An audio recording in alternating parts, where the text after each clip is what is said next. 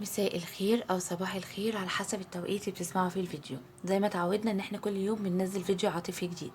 برحب بكل اصحابي اللي بيسمعوني، شكرا على الكلام الحلو. برحب بالمشتركين الجداد معايا، بتمنى دايما ليكم التوفيق والسعاده. فيديو النهارده هو شايفك ازاي جنسيا. مشاعره اتجاهك، هل في حب أم رغبة جسدية؟ تخيلاته عن العلاقة بتعجبه ولا لأ؟ هل هو بيحبك ولا بيسلى بيك؟ عايزين نعرف كل التفاصيل دي من خلال قراءة اليوم. زي ما تعودنا ان احنا عندنا مجموعتين. المجموعة الأولى عندي باللون ده، الناس بتحب تختار بالألوان أو بالأحرف دي: قاف واو ه عين جيم صاد ر ألف غين س ح زال ضاد خ. بسيب لكم الأحرف في صندوق الوصف عشان لو في اختلاف في اللهجة أو في اللغة. المجموعة التانية عندي باللون ده، والأحرف بتاعتها س ف ظ ل ب ز ط ت م ش ن ك ي د. زي ما اتفقنا الأحرف في صندوق الوصف، بتختار بقى أول حرف أو تاني حرف أو الحرف الأخير من اسم الشريك الأصلي. لو ما تعرفوش بتختار بطاقة الألوان. خلينا نبدأ القراءة بتاعتنا مع المجموعة الأولى. أهم حاجة تشوف الطاقة لو انطبقت عليك بتكمل القراءة، لو ما انطبقتش بتروح للمجموعة التانية. وأوقات بتلاقي الطاقة بتاعتك في المجموعتين، بيبقى المجموعتين بيكملوا بعض أو ليك رسالة في المجموعة التانية. خلينا نبدأ بكشف الطاقات في الأول كده، ونشوف طاقة الحبيب وطاقة حضرتك. عايزين نشوف طاقة حبيبك الأول فيها ايه.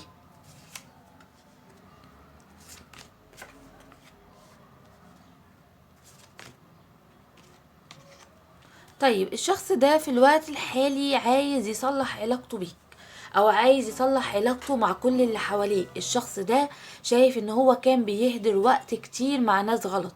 شايف كمان ان هو ما عندهوش باور ان هو يقعد يحلل ويقف لده ويكلم ده، لا. شايف ان هو فاقد الامل والشغف في كل حاجة. نفسه في اصلاح العلاقة اللي ما بينه وما بينك. نفسه ان هو يعمل انجازات كتير ويحقق اهداف كتير تخلي الناس تقول فلان ده مفيش مثيل ليه، فلان ده مفيش حد زيه، او فلانة دي بتعمل حاجات محدش يقدر يعملها الا غيرها، هي مميزة. الشخص ده دايما بيحب ان هو يبقى مميز، بيحب ان العيون تبقى عليه، يحب ان هو يبين ان هو يقدر يعمل انجازات، يقدر يعمل حاجات محدش يقدر يعملها غيره. الشخص ده كمان عايز يتزوج في الوقت الحالي، عايز يتزوج. لو هو مش متزوج فبيفكر في فكرة الزواج بصورة قوية جدا. شايف ان اعظم انجاز حصل في حياته هو مروره بيك، ان هو قابل حضرتك، ان هو تواصل معاك. شايف ان انت حلم بالنسبة له كان بيتمناه. شايف ان العلاقة ما بينك وما بينه المفروض تتصلح بقى، تترسم، يصلح الوضع اللي ما بينه وما بينك. المهم ان هو شايف ان انت كمان انجاز من الانجازات اللي حصل عليها وكان صعب الحصول عليها، وان انت شخص مميز بالنسبة له. تعال نشوف طاقة حضرتك يلي بتسمعني.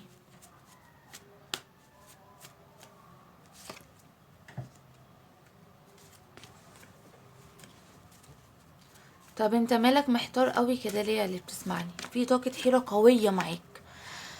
طب شايفة حضرتك حاسس ان انت مقيد في العلاقة دي، وان انت بتمر بمرحلة من التعلق القوي جدا. شايف ان الشخص ده اناني، مستبد، مستحوذ. شايفه بيفكر في العلاقة الجنسية بشدة. شايفه ان هو معلقك متعلق، يعني معلقك في العلاقة دي، وانت متعلق في العلاقة دي ومش قادر تخرج منها. شايف ان انت عندك هوس بيه، رغم ان هو اناني متسلط متحكم بقى مسيطر. بيفكر في نفسه. بتقول عايز اخرج من العلاقة دي وابدأ بداية جديدة، عايز اعيش لنفسي، كفاية اللي انا عملته، الشخص ده كان بيستغلني. ممكن يكون عندك طرف تاني غير الشخص ده. يعني للبعض منكم انت عندك علاقة ثلاثية من طرفك، او ان هو عنده علاقة ثلاثية من طرفه وانت شايفه اناني ما بيفكرش فيك، وبيفكر في الطرف اللي عنده اكتر ما بيفكر فيك. وممكن هنا تكونوا علاقة رباعية، فانت عندك طرف وانت عمال تفكر فيه هو وما بتفكرش في الطرف اللي عنده، وانت شايف ان انت اناني ووحش، وشايف ان انت الظالم في العلاقة دي. المهم انت في الوقت الحالي بتفكر بتفكر في شغلك، بتفكر في مستقبلك، شايف ان الحياة بقى فيها عروض وفيها خيارات تانية غير الشخص ده. كنت طول الوقت حاسس ان انت يعني واقف في العلاقة دي مش قادر تخرج منها. دلوقتي لا، شايف ان انت ممكن تلاقي حاجات تانية غير الشخص ده، او في حاجات تانية ممكن تخليك تبطل تفكير فيه، او ان انت بتحاول تقنع نفسك بكده. بتراقبه في طاقة مراقبة قوية، في طاقة مراقبة، عايز تشوفه مبسوط لو عنده طرف تاني غيرك. حاسس ان هو ممكن يكون فضل طرف تاني غيرك وعايش حياته وخلاك بس انت اتعلقت بيه وخلاك ان انت متمسك بيه، وهو ما عملش اي حاجة تانية. شايفاك هنا بتفكر في نفسك في الوقت الحالي بشدة، يعني عايز تفكر في نفسك وبتقول لا، انا من حقي بقى ان انا اعيش لنفسي، كفاية قوي اللي حصل، انا عايز استمتع بحياتي، استمتع بوقتي. انا ليه طول الوقت بفكر في الطرف اللي عنده او الطرف اللي عندي؟ هو انا من حقي ان انا اعيش، من حقي ان انا استمتع، من حقي ان انا ادي نفسي فرصة. هو انا ببديهم على حساب نفسي وطول الوقت باجي على نفسي عشان غيري؟ ما انا كمان اعيش انا كمان واستمتع. عندي برج الحمل والقوس والأسد، الجوزاء والدلو والميزان، العقرب. عندي طاقة برج القوس تاني وبرج العذراء. خلينا نكمل ونشوف نظرة الشخص ده ليك في الوقت الحالي. ايه نظرة الشخص ده ليك في الوقت الحالي؟ طيب هو بيشوفك في الوقت الحالي ان انت شديد الجاذبية وشديد الإثارة بالنسبة له.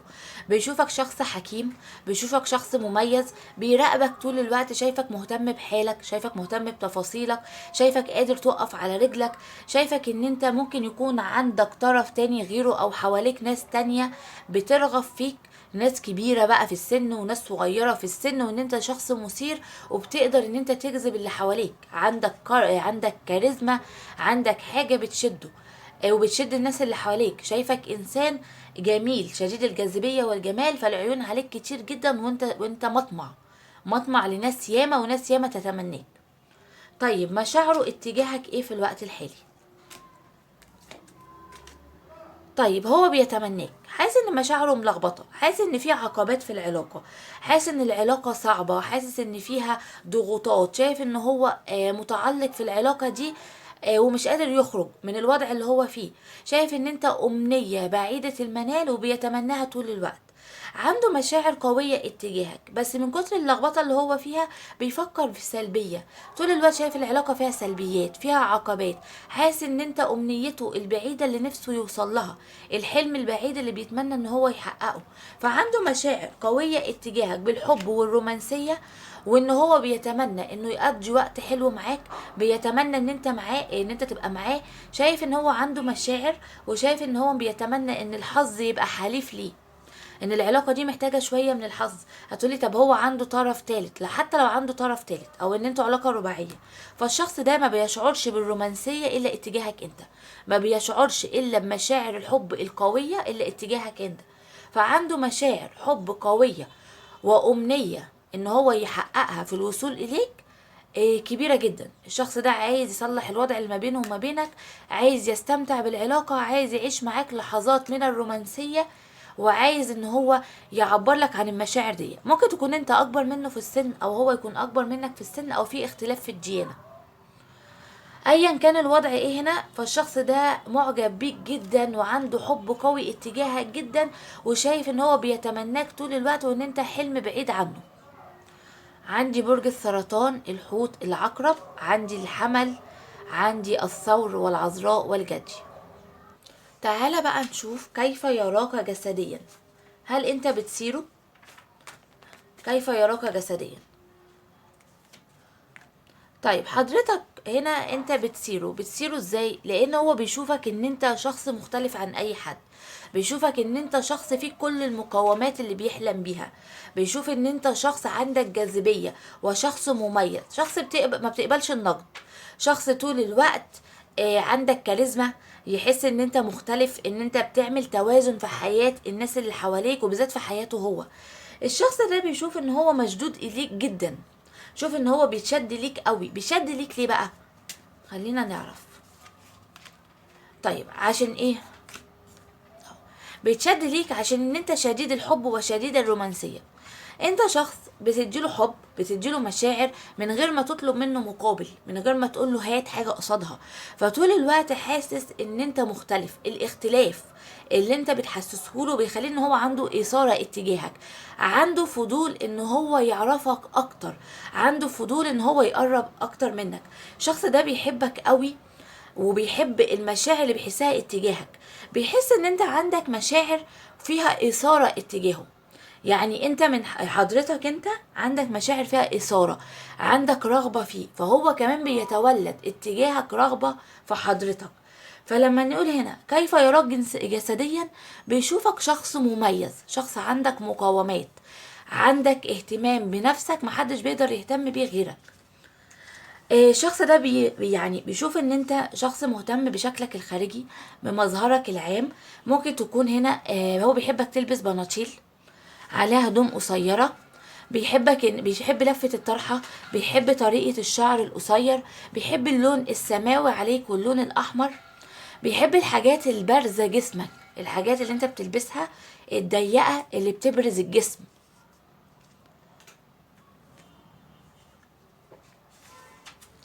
بيحب كمان عليك اللي هو الفساتين القصيرة، بيتخيلك طول الوقت في اللبس ده. لما بيشوفك لابس اللبس ده، ممكن تكونوا في علاقة عمل أو علاقة زمالة، او ممكن تكونوا يعني اتقابلتوا في مناسبة، او ان انت بتقصد ان انت تنزل صور باللبس ده. فبيبدأ يحس بإثارة اتجاهك. اول ما بيشوفك بيحس ان انت شخص جذاب، بيحس ان مفاتن جسمك كلها ظهراله. الشخص ده ما بيحبش الجسم المليان، بيحب الجسم الوسط، اللي هو الجسم اللي هو البارز، اللي فيه اماكن بارزة تبقى ظاهرة قدامه. فالشخص ده اول ما بيشوفك بيحس بإثارة اتجاهك، بيحس ان انت فيك المقومات اللي هو حاببها، وفيك الطريقة اللي هو بيحبها. بيحب اهتمامك، بيحب لهفتك، بيحب شوقك ليه. فبيحس ان هو عنده انجذاب وإثارة ليك طول الوقت. الحب اللي انت بتديهوله بيخليه ان هو منجذب اليك، وبيخليه ان هو يزداد إثارة اتجاهك. طيب ايه اكتر حاجة بتشده ليك الشخص ده كمان؟ خلينا نشوف اكتر حاجة بتشده ليك. غموضك، ان انت شخص غامض. بمعنى ايه؟ بمعنى ان انت شوية تحسسه ان انت عايزه، وان انت مشتاق له، وان انت عايز العلاقة الجنسية معاه والجسدية معاه. مش لازم ان انت تعبر له يعني بصورة فيها براح كده، لا. ان انت بتعبر له بصورة مثلا ان انا عايزة اتجوزك، انا بحلم بيك، انا بتمناك، انا لما ابقى معاك هعمل وهسوي والكلام ده. فبيحس ان انت غامض شوية. بتحسسه ان انت مشتاق له قوي قوي قوي وعايزه، وشوية تحسسه لا ما ينفعش، وانا انت مش فارق معايا، وان انت مش شاغلني، وانا عندي حاجات تانية، وانا عندي يعني اطراف تانية في حياتي، وان انت ولا حاجة بالنسبة لي. فغموضك بالنسبة له بيخليه ان هو ينجذب اليك اكتر. طريقة كلامك، انتوا ممكن تكونوا شغالين مع بعض، للبعض منكم تكونوا انتوا في عمل، فبتحسسوا طول الوقت، يعني بيشوف طول الوقت نظرات عليك، بيشوف طول الوقت ان انت مميز عن الناس اللي حواليك، بتهتم بتفاصيلك، بتهتم بنفسك. رغم اهتمامك بجمالك، انسان ناجح، انسان بيعرف ان هو يعني يهتم بحاله، بيعرف ان هو يخلي الناس اللي حواليه تحطه في مكانة مميزة. فبيحس ان انت بتعرف تهتم بكل حاجة، بتهتم بشغلك وبتفاصيلك وبحياتك، وبتعرف تهتم كمان بجمالك، بتعرف مش واقف عند حاجة معينة، يحس ان انت شامل. فهو بيحس ان انت غامض وغريب، فانت هنا بتعمل له اثارة وفضول ان هو ينجذب اليك اكتر ويتشد اليك اكتر. طيب تعال نشوف تخيلاته عن العلاقة معاك. هل هو بيتخيل العلاقة معاك الجنسية او الجسدية؟ نعم. الشخص ده بيتخيل طول الوقت ان هو معاك، طول الوقت ان هو بياخدك وبيروح في مكان بعيد ما فيهوش الا انت وهو، ويعيش ويتعايش معاك. الشخص ده ما بيحبش الاماكن المغلقه. الشخص ده عنده شهوه ونشوه اتجاهك قويه جدا. شخص طول الوقت بيحلم بيك، طول الوقت عنده إثارة اتجاهك، طول الوقت بيعمل مقارنات ما بينك وما بين الأطراف. الشخص ده ممكن يكون متعدد العلاقات أو عنده طرف غيرك، بيعمل مقارنات ما بينك وما بين اي طرف تاني، بيحس قد ايه ان انت جذاب ومثير بالنسبه له. الشخص ده بيشوفك في الصوره دي طول الوقت. شايفين المنظر ده؟ بيشوفك كده طول الوقت، بيتخيلك بالمنظر ده. فالشخص ده شايف ان ان انت بتجذبه، واكتر مكان بيجذبه المكان ده. الشخص ده طول الوقت شايف ان انت مثير بالنسبة له، طول الوقت عندك إثارة. أول ما بيشوفك بيتخيلك بالصورة دي، بيركز على المناطق دي في جسدك، بيحس إن هي بتعمل له إثارة، بتعمل له انجذاب، بيحس إن عنده اشتياق، فبيتخيل العلاقة معاك، وبيتخيل قد إيه إن انتوا لما بقيتوا سوا هيستمتع معاك بالعلاقة. رغم ان هنا ممكن البعض منكم حدث علاقة بالفعل، والبعض التاني مجرد تخيلات في عقله.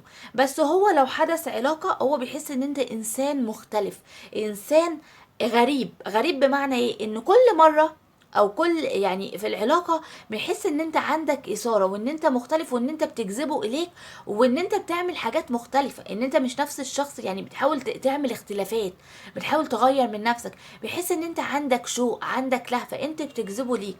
لو بقى بيتخيل ان العلاقة ما بينك وما بينه علاقة مختلفة عن اي علاقة دخلها، او اي علاقة تانية فكر فيها او حلم بيها او شافها، الشخص ده بيشوف ان هو هيقضي معاك وقت يعني عمره ما قضاه يعني عمره ما استمتع في حياته، ولا هيستمتع الا بيه. الشخص ده شايف ان انت وهو لازم تبقوا في مكان مفتوح، مكان ما فيش اللي انت وهو تجروا بقى وتضحكوا وتهزروا، وان هو يستمتع بيك وتستمتع بيه. المهم ان هو هنا شايفك طول الوقت، بيتخيلك في العلاقة، طول الوقت بيتخيل العلاقة في مكان مفتوح ما فيش غيرك انت وهو. طول الوقت بيتخيلك بالصورة دي ببدلة رقص، ان انت بترقص له، لابس له بدلة رقص، لابس له حاجات قصيرة، بالذات اللون الاحمر والسماوي، واللون النبيتي، اللي هو اللون الازرق السماوي النبيتي، اللون الاحمر، الحاجات اللي هي قطعتين بس، الحاجات القصيره، اللي هي الحاجات المقفزه اللي بتبين الجسم، الشفافه اللي هي ما تحتاج حاجه، اللي هي الحاجات الشفافه على طول. هو بيتخيلك كده. الشخص ده بيتخيلك كمان في علاقه، اللي هي العلاقات اللي هي الصعبه، اللي هو اللي فيها زي الربط، اللي هو يربطك، اللي هو يجيب مثلا اللي هو زي الحاجات بتاعه السجن دي، الادوات اللي هي بتاعت التعذيب.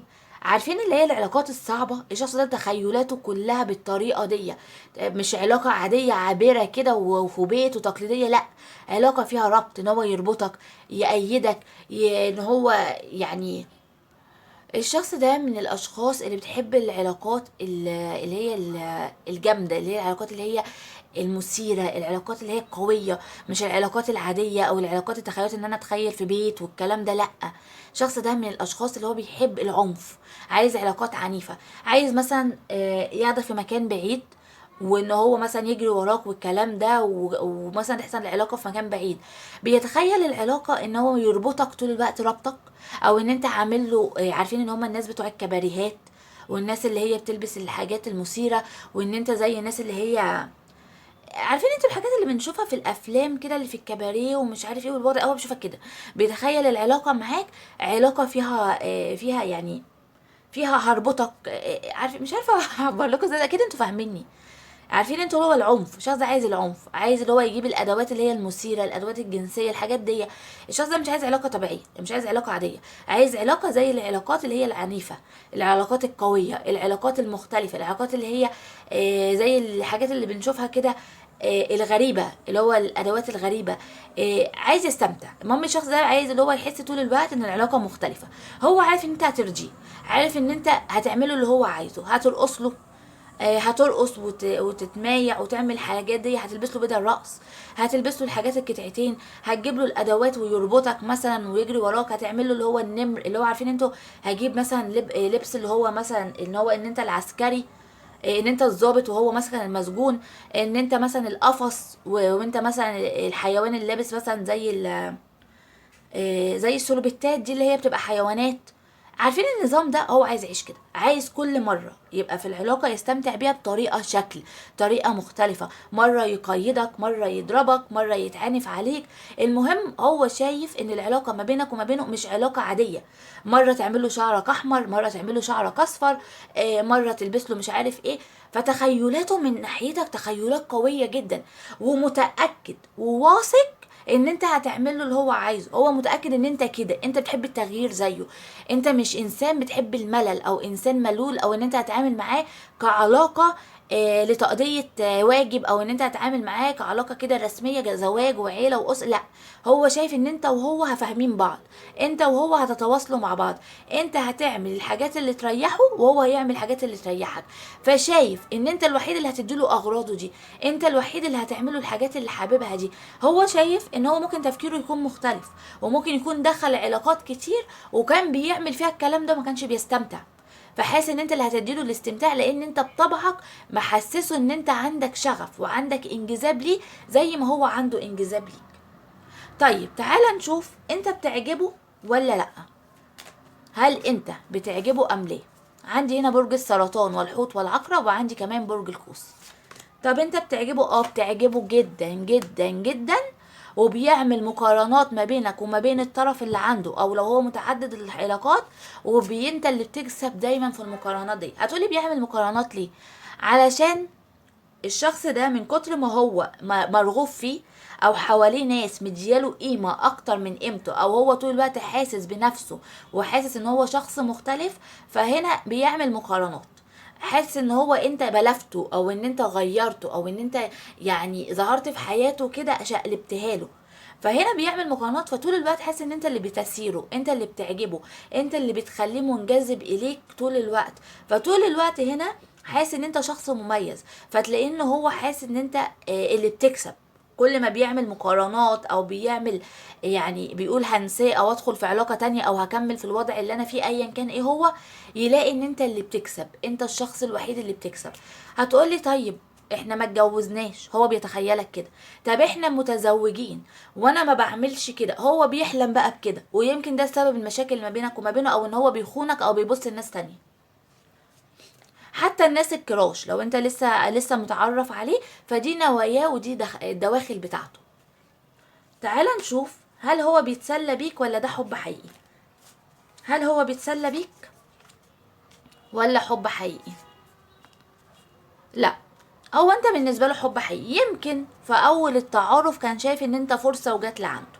ليه فرصة وجات لعنده؟ لان كان شايف ان انت حواليك ناس كتير، مرغوب فيك، شخص مميز، شخص مختلف. فلما انت وقعت في حبه، فحس ان انت فرصة وجات في عنده، وان انت عندك شغف وعندك باور وعندك طاقة كده نارية مختلفة، بحيث ان انت زي النار، شعلة نار ماشية على الارض. حتى لو بتداري من نظرة عينك، من لمسة ايدك، من طريقة كلامك، بحيث ان انت فيك مقوماتك، لبسك، طريقتك في الكلام. ممكن انت بتلبس كمان لون بيج او اخضر، الالوان دي برضو بتجذبه ليك. ممكن بتلبس فساتين قصيرة وعليها بوت، او ممكن بتلبس في هدوم مثلا ضيقة. المهم ايا كان نوع لبسك ايه. في هنا ناس محجبة وناس بشعر، في ناس هنا بتلبس ضيق وقصير قوي، وفي ناس بتلبس فساتين طويلة. يعني انا معايا هنا النوعين، في ناس تلبس فساتين طويله وبناطيل عليها فساتين قصيره. المهم لبسك وطريقتك وستايلك بقى في لفه الطرحه، في الميك اب. ستايلك هنا لو راجل معايا بيلبس قمصان مثلا ويفتح الزرار، يحط برفن، طريقه الشعر اللي هو الشعر وطريقة التسريح بتاعه، الجل بتاعه، الاستشوار اللي بتعمله، ايا كان بقى اللي بتعمله. في ناس تلبس سلاسل كده في الصدر. الحاجات دي كلها بتجذب الشخص ده ليك، اذا كان راجل او ست. الحاجات دي كلها بتعمل جاذبية للشخص ده ليك.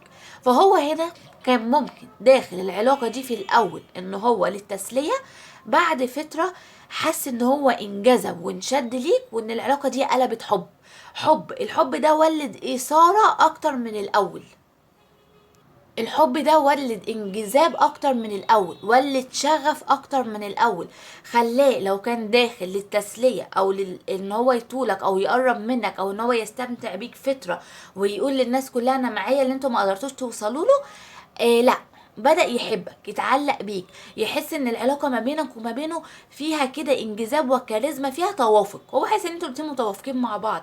بدأ يعمل مقارنات، بدأ يشوفك شخص مختلف، بدأ يفكر فيك، يحلم بيك. حس ان انت فرصة وجات لحد عنده، وانت الشخص اللي كان بيحلم بيه وبيتمناه، فبدأ ينجذب اليك بقوة. فالعلاقة تحولت من تسلية الى حب، فهي دلوقتي حب حقيقي وليس تسلية. عندي برج السرطان والحوت والعقرب، عندي الثور والعذراء والجدي. خلصنا القراءة بتاعتنا. لو عجبك الفيديو ما تنساش تشترك في القناة وتفعل الجرس عشان يوصلك كل جديد من فيديوهات القناة. اهلا باصحاب المجموعة التانية اللي اختاروا معايا اللون ده او الاحرف دي: س ف ظ ل ب ز ط ت م ش ن ك ي د. الاحرف في صندوق الوصف عشان لو في اختلاف في اللهجة او في اللغة. بتمنى ان انتوا تسمعوا الطاقات مهمة جدا. لو الطاقة انطبقت عليك بتكمل معايا المجموعة، لو ما انطبقتش بتروح للمجموعة التانية. اوقات بتلاقي طاقتك في المجموعتين، مفيش اي مشكلة خالص. طيب تعالى نشوف طاقة حبيبك في الوقت الحالي ونشوف طاقة حضرتك. طيب طاقة حبيبك في الوقت الحالي، شايفة ان الشخص ده شايفك شديد الجاذبية والجمال، شايفك مثير، مهتم بنفسك، مهتم بحالك، بتنزل صور كتير على السوشيال ميديا، بتنزل بوستات حلوة، مهتم ان انت تغير من احوالك، بتقف على رجلك، حواليك ناس كتير بترغب فيك. شايف ان هو طول الوقت واقف عند التفاصيل اللي كانت بتجمع ما بينك وما بينه، واقف عند الذكريات، مقيد ما بين خيارين، يمكن يكون عنده طرف تاني غيرك، او مقيد ما بين قرارين، او في بعد في المسافات. ايا كان النظام ايه هنا، فالشخص ده شايف ان هو متعلق بيك جدا، شايف ان هو مشتاق اليك، شايف ان هو محتاج لك، شايف ان هو عايز يصلح العلاقة اللي ما بينه وما بينك ويبدأ معاك بداية جديدة، بداية كلها حب، كلها لهفة، كلها شغف. الشخص ده مش قادر ينسى التفاصيل اللي كانت بتجمع ما بينك وما بينه، بيقول هكمل وهعيش حياتي وخلاص هنساه، مش قادر. الشخص ده متعلق بيك جدا جدا جدا، وشايفك ان انت مثير وجذاب وجميل جدا في الوقت الحالي. شايف ان في تخاطر او في جذب، مش قادر يبطل تفكير فيك. الشخص ده قاصد ان هو يعمل لك تخاطر او جذب، مش قادر يبطل تفكير فيك، بيفكر ازاي يستغل الفرصة ويصلح العلاقة اللي ما بينه وما بينك، لانه مش قادر على بعدك. طيب تعالى نشوف طاقة حضرتك. شايفك هنا بتفكر في الشخص ده انت كمان كتير جدا، انتوا علاقة توأم شعلة، من العلاقات الصعبة وانت عارف كده. شايف ان العلاقة بتمشي في نفس المسار، اون واوف، مش عارف تخرج من الوضع ده. شايف ان انت مقيد في العلاقة دي، شايف ان انت بتفكر فيه طول الوقت، شايف ان انت لسه بتحبه، وكل ما تقول ان العلاقة انتهت بترجع تتجدد مرة تانية. شايف ان انت بتحاول تعمل تقيل عليه او متماسك، بس انت من جواك لسه عايزه، بتحاول ان انت تبطل تفكير فيه، بس انت متعلق، حاسس ان انت متعلق بيه. للبعض منكم انت عندك طرف تاني كمان غيره، وعايز تاخد قرار. ممكن تكون علاقة رباعية او علاقة ثلاثية، بس للبعض منكم معايا علاقة رباعية بكثرة في القراءة دي. معايا هنا طاقة علاقة رباعية، انت عندك طرف وهو عنده طرف، وانت ولا قادر تخرج من العلاقة اللي انت فيها، ولا هو قادر يخرج من العلاقة اللي هو فيها. البعض التاني ممكن يكون هو عنده طرف وعايز يخرج من العلاقة دي ويختارك، بس مش عارف يخرج منها، وانت بتفكر ان هو عنده طرف وبدع عليك وفضله عليك وسابك وبيرحل وبيسيب العلاقة، او الطرف ده سبب التعقيدات اللي في العلاقة اللي ما بينك وما بينه، او العكس، انت اللي عندك طرف وهو ما عندوش وهو بيفكر بنفس الطريقة. المهم ان انتوا تفكيركم وطاقتكم انتوا الاتنين زي بعض، انتوا الاتنين عايزين بعض، انتوا الاتنين منجذبين الى بعض، وانتوا الاتنين بتفكروا في بعض بكثرة ومتعلقين ببعض جدا. كل واحد بيقول هعيش حياتي، بس مش عارفين تطلعوا من الطاقة اللي انتوا فيها. انتوا الاتنين طول الوقت تفكيركم في بعض بكثرة، طول الوقت متعلقين، حاسين انتوا متعلقين ببعض قوي، عايزين بداية جديدة في العلاقة دي، لان انتوا مش قادرين بقى على النهايات، او مش قادرين على البعد، في اطراف، في بعد في المسافات، حد متجوز، حد لا، حد اكبر، حد اصغر، ايا كان هنا ايه العقبة، انتوا لسه مشتاقين ومحتاجين لبعض. عندي برج الثور والعذراء والجدي، الجوزاء، الدلو، الميزان، السرطان، الاسد، عندي العقرب والحوت. خلينا نشوف نظرة الشخص ده ليك ايه في الوقت الحالي. طب هو شايف ان انت امنية بالنسبة له بيتمناها، نظرته ليك ان انت الحلم البعيد اللي عايز يوصل، هو محتاجك، محتاج وجودك في حياته، شايف ان انت شخص مهم ومحتاج وجودك في حياته، شايف ان انت نجمة بعيدة عنه ونفسه ان هو يوصل لها، شايف ان انت بتنور له حياته، شايف ان وجودك في حياته بينور له حياته، بيخلي حياته فيها امل، فيها بهجة، فيها تفاؤل، انما بعدك عنه بيخليه منطفي. شايف ان هو محتاجك، هو عايز يوصل لك، عايز يقرب لك، بيدعي كتير قوي ان انت تبقى من نصيبه، بيدعي كتير قوي ان العلاقة تتصلح ما بينك وما بينه، وان العقبات تتشال. طيب تعالى نشوف مشاعره اتجاهك ايه في الوقت الحالي. عنده مشاعر اتجاهك قوية ومشاعر شغف مسيطرة عليه، عنده لهفة عليك، عنده لهفة عليك، بس حاسس إن يعني هو بيراقبك طول الوقت، بيراقبك، بس حاسس ان العلاقة دي علاقة صعبة، علاقة فيها غموض، او ان انت بقيت غامض، انت ما بقيتش صريح معاه زي الاول، في حسد في العلاقة، في حد عامل لكم اعمال، في حاجة في العلاقة دي مأثرة عليها. يعني هو عنده مشاعر لهفة، مشاعر حب، مشاعر اشتياق قوية جدا كمان في الوقت الحالي، واللهفة بالذات قوية قوي، بس شايف ان في غموض، في اسحار. الشخص ده في طاقة مراقبة اتجاهك قوية قوي، شايف ان العلاقة دي في عيون متفتحة فيها، وشايفك بقيت غامض، في هنا مشاعر غموض اتجاهك، في عدم ثقة، ان انت فاقد الثقة فيه، ان انت ما بقتش عندك ثقة، وان هو مش عارف يرجع الثقة دي مرة تانية، او ان انت خلاص ممكن تكون هتعيش حياتك او عشت حياتك وان انت مش عايزه. فالشخص ده عايز يعرف فيه ايه بالظبط، ايه اللي مغيرك من ناحيته، ايه الوضع ماشي ازاي. فعنده مشاعر هنا فيها شغف قوية جدا اتجاهك، ونفسه يكلمك ويتواصل معاك، ونفسه يبعت لك رسالة او يكلمك، او ان هو يعبر لك عن مشاعر الشغف ويكسر الغموض، يعني عايز يعرف هل انت لسه عايزه ولسه بتحبه، ولا انت اتغيرت في حاجة، هو في حاجة غلط في العلاقة دي، دخلت علاقة تانية بتحب حد تاني، خلاص ما بقتش عايزه، خلاص مش مرحب بيه، مشاعرك اتغيرت من ناحيته، خلاص كرهته. فهو مش عارف، النقطة دي هتجننه على فكرة، انما هو مشاعره كلها شغف ولهفة اتجاهك. طيب تعال نشوف كيف يراك جسديا. هل انت بتثيره؟ هل انت بتعمل له اثارة؟ نعم. الشخص ده بيحبك جدا، ومن كتر حبه فيك فعنده شهوة اتجاهك. الشخص ده بيشوفك شخص جميل، شخص جذاب. الشخص ده بيحب عليك اللون الابيض، اللون الاصفر، اللون الازرق، اللون الاحمر.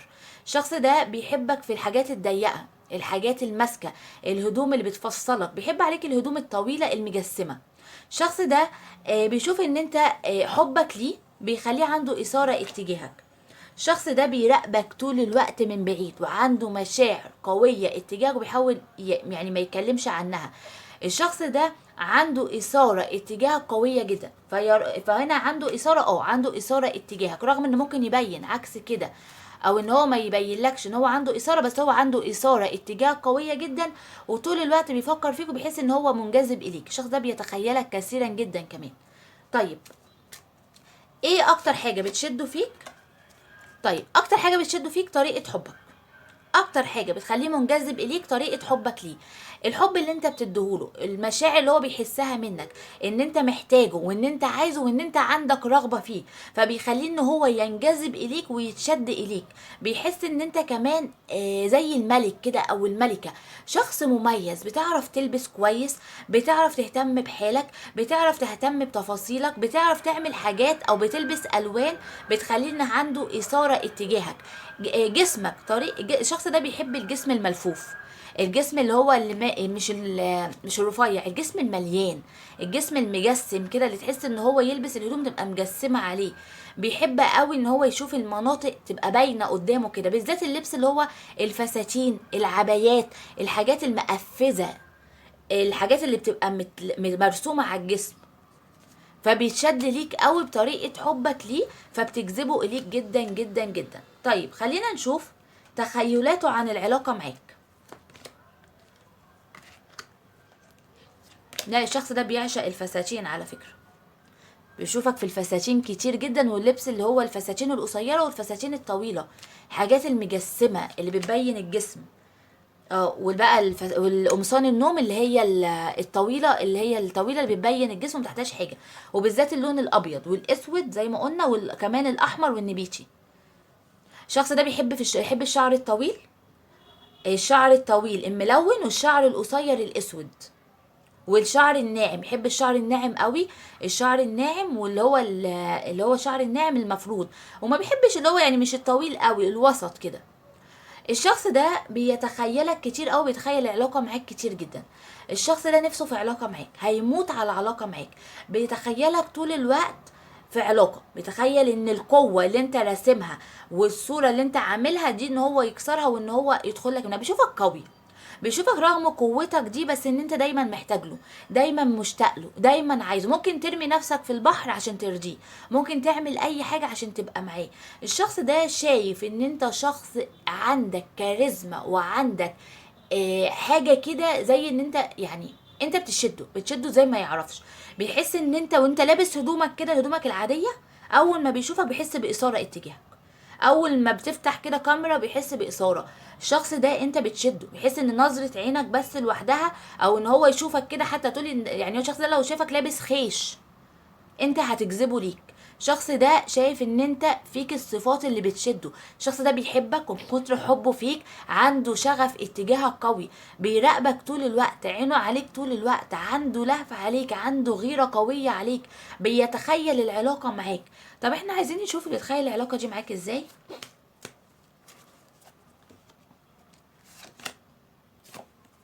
طب الشخص ده بيوتي بيوتاتي. الشخص ده بيوتي، يعني الشخص ده بيتخيل العلاقة معاك في البيت. الشخص ده بيتخيل العلاقة في البيت. علاقته معاك مش علاقة مثلا عايز يخرج وتقضوا علاقة في وقت خارج بره البيت، لا. الشخص ده علاقته في البيت. علاقة اللي هي العلاقة ان انا وانت في بيت واحد، وان العلاقة تبقى في بيتنا على سريرنا في مكاننا، مش علاقة ان انا بقى اخدك ونخرج لا. الشخص ده بيوتي كده، عايز علاقة ما بينك وما بينه في البيت، علاقة يعمل فيها ذكريات، يعمل فيها تفاصيل. الشخص ده رومانسي قوي، عايز الاستمتاع بالرومانسية قبل ما يحدث علاقة. يعني بقى مش عايز ان احنا نخش في علاقة وكده، لا، عايز ان هو يستمتع بيك الاول. شغل اغاني رومانسية، نقعد نتكلم مع بعض، نقعد نحب في بعض، نقعد كده قعدة حلوة، قعدة رومانسية. بعد كده تبدأ العلاقة ما بيني وما بينك. تلبس لي بقى قميص ضيق، حاجة مجسمة، حاجة شفافة، تعمل بقى تسرح شعرك، تحط لي برفان. الشخص ده بيثيره قوي البرفان اللي انت بتحطه. الشخص ده بيتخيلك دايما في لبس اللي هو زي ما قلت لك، اللبس الضيق الطويل المجسم، بالذات الفساتين وقمصان النوم الطويلة والعبايات. كل تفكيره في كده، بيتخيلك طول الوقت. حتى لو هو عنده علاقة تانية بيتخيلك انت مكان العلاقة التانية دي. الشخص ده عنده طرف بيعرض عليه الحب، بس هو مش متقبل الحب اللي منك انت. الشخص ده عنده ناس عايزة ترضيه وبتستغل شهوته عشان ترضيه، بس هو شايف ان الحب انت. عنده شغف ولهفة عليك، وطول الوقت بيتخيل العلاقة معاك، وان هو معاك في علاقة جنسية، والعلاقة دي تكون في بيتكم، ان انتم متزوجين، وان العلاقة دي في بيتكم على السرير بتاعكم في أوضة النوم بتاعتكم. علاقة، بس قبل العلاقة ان انتوا قاعدين قاعدة رومانسية، شموع، أغاني، حاجات رومانسية. الشخص ده عنده باور اتجاهك وطاقة وشغف قوي اتجاهك. ايه اللي مخليه عنده شغف كده؟ الحب اللي هو بيحبه لك. الشخص ده بيحبك قوي على فكرة، وشايف ان انت حبه الاول والاخير، وان انت حلمه اللي هو نفسه يوصل له، ونفسه يوصل له يبقى معاه ويعيش معاه التفاصيل دي. ممكن تكونوا انتوا يعني دخلتوا في علاقه قبل كده، او ان انتوا كنتوا متزوجين وانفصلتم، او ان انتوا متزوجين وما بينكم مشاكل، او كان في علاقه ما بينكم. فالشخص ده مش قادر ينسى التفاصيل. لما انت دخلت معاه في علاقه عاش معاك تفاصيل ما قدرش يحسها مع حد تاني. حاسس ان انت مختلف، ان الاحساس اللي حاسه معاك او المشاعر اللي انت اديتها له غير مشاعر اي حد تاني، حتى في تخيلاته. لما بيحس ان هو مثلا مع حد تاني، بيحس الحد التاني ده عايز يرضيه لان حاجه تقليديه او علاقه تقليديه، او ان الحد ده مش بيديله حب، بس حبيبك مش بيحبه. فهنا العلاقه اللي بيبقى فيها حب وفيها انسجام، بيبقى الاتنين عندهم تبادل للمشاعر زي بعض، فبتحس ان هما منسجمين وكل واحد عايز التاني وعنده لهفه على التاني. غير لما يبقى طرف وطرف لا، فالعلاقه بيبقى فيها فتور او فيها برود من ناحيه طرف، فمبقاش فيها الاستمتاع القوي غير الاستمتاع ما بين الطرفين. فالشخص ده طول الوقت بيحلم بيك، وبيحس ان هو هيستمتع معاك اكتر، حاسس ان انت هتديله مشاعر اكتر، حاسس ان العلاقه ما بينك وما بينه هيبقى فيها انسجام اكتر، هيبقى فيها شغف اكتر، فيها لهفه اكتر. فطول الوقت بيتخيلك، طول الوقت بيحلم بيك، بس بيحلم في بيت، بيحلم بهدوم. الشخص ده بيحب كمان اللون الاصفر، بيحب اللون الاخضر، بيحب كمان اللون زي ما قلنا الاحمر ده مهم عنده، والابيض. الاحمر والابيض والاسود يعني الدرجات اللي بيعشقها جدا كمان.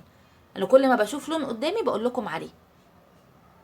المهم هو عايز العلاقه دي، بيتخيل العلاقه دي في البيت وان انتم متزوجين، بيتخيل ليله الدخله، بيتخيل ان انت تبقى ملك ليه وان انت تبقى بتاعه. هو بيتخيل ان انتوا ازواج، طول الوقت بيتخيلكم ازواج، ان انتوا زوجين، وان انتوا مع بعض، وان هو عنده شغف وان انت عندك شغف، وان انتوا الاتنين مشتاقين لبعض، وان العلاقه دي هتبقى في افضل حالاتها، وان العلاقه دي هيبقى فيها اثاره قويه، وان العلاقه دي هتحدث ما بينك وما بينه في البيت ليله الدخله، وان هو بقى هيشوفك بالفستان الابيض، وان هو بقى اللي يقلعهولك بايديه، ويبدا بقى يعيش بقى، يبدا بقى يشوف الجسم، الحاجات اللي هو كان نفسه بيحلم بيها.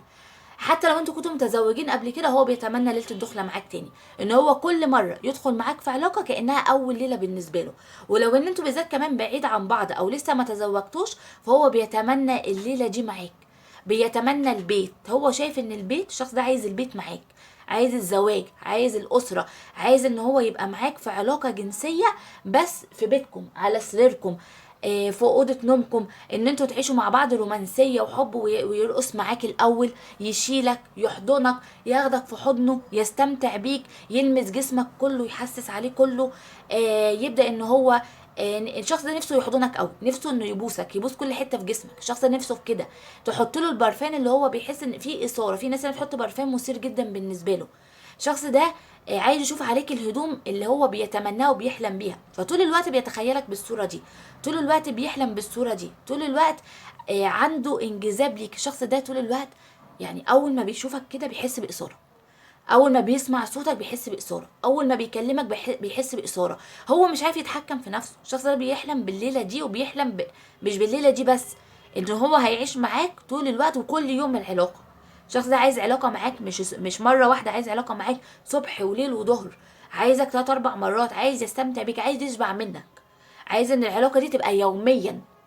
مش عايز العلاقه دي تقول له انا تعبان، لا، هو عارف ان انت هتديله حب، وهتديله العلاقه دي ببذخ. انت هتبقى كريم معاه في العلاقه دي، عشان انت عايز العلاقه دي زي ما هو عايزها.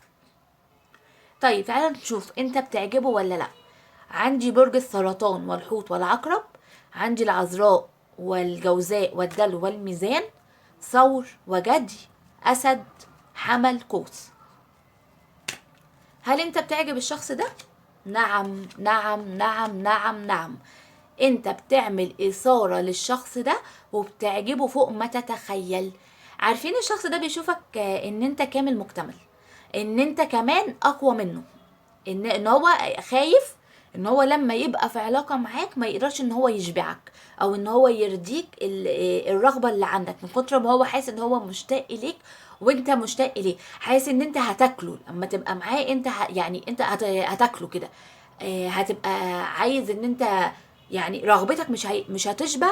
عشان كده عايز يعمل علاقة معاك كتير كتير كتير على قد ما يقدر، لان هو كمان حاسس ان هو يعني عنده رغبة فيك قوية جدا. الشخص ده شايفك فيك مقاومات، وفيك إثارة، وفيك رغبة قوية قوي، وعندك يعني عايز قوة كده حصان عشان يقدر يشبع رغباتك، من كتر ما هو يحس ان انت عايزه زي ما هو عايزك. فاهمين الفكرة؟ فهنا انت بتعجبه، ده انت بتعجبه وبتعجبه، انت يعني مطلع عينه. طيب هو بيحبك ولا بيتسلى بيك؟ يا على ايوه، لا، طاقة الشغف قوية قوي يا جماعة، الشغف هنا قوي جدا. علاقة توأم روح، الشخص ده بيحبك قوي قوي قوي، والعلاقة دي من كتر الحب اللي فيها تحولت الى علاقة فيها شغف. طب هو بيحبك؟ بيحبك. بيتسلى بيك؟ لا. الشخص ده عايزك وعايز الزواج منك وعايز يكمل حياته معاك، رغم بقى العقبات التحديات هو هيموت عليك. الشخص ده هنا الشغف عنده قوي جدا، والإثارة عنده قوية جدا اتجاهك. هو هنا بيحبك، هنا الحب هو اللي ولد الإثارة الجنسية والجسدية، أو الإحساس اللي أنت موصله له من طريقة حبك ليه ولهفتك عليه، خليته إن هو ينجذب إليك. طريقة كلامك، صورك، الحاجات اللي بتعملها معاه، التفاصيل، الصور اللي عمال تنزلها له، الحاجات اللي بتبعتها له، طريقة الكلام، الاشتياق، إن أنت عايزه يتجوزك، يحبك، فخلاه عنده إثارة اتجاهك. هنا ده بيحبك مش بيتسلى بيك. الشخص ده بيحبك جدا وانت نصه التاني، هو شايف ان انت بتكمله من كتر حبه ليك. هو نفسه في علاقة معاك، ونفسه يتزوجك او يصلح العلاقة اللي ما بينه وما بينك، بس العلاقة دي تدخل في مرحلة الزواج ويقرب منك. الشخص ده بيحبك جدا جدا جدا، وعنده شغف اتجاهك قوي جدا، وإثارة قوية اتجاهك، وهيموت عليك. انتوا هنا علاقة زي ما قلنا توأم على فكرة. عندي هنا برج الثور والعذراء والجدي، السرطان والحوت والعقرب. خلصنا القراءة بتاعتنا. لو عجبك الفيديو ما تنساش تشترك في القناة وتفعل الجرس عشان يوصلك كل جديد من فيديوهات القناة.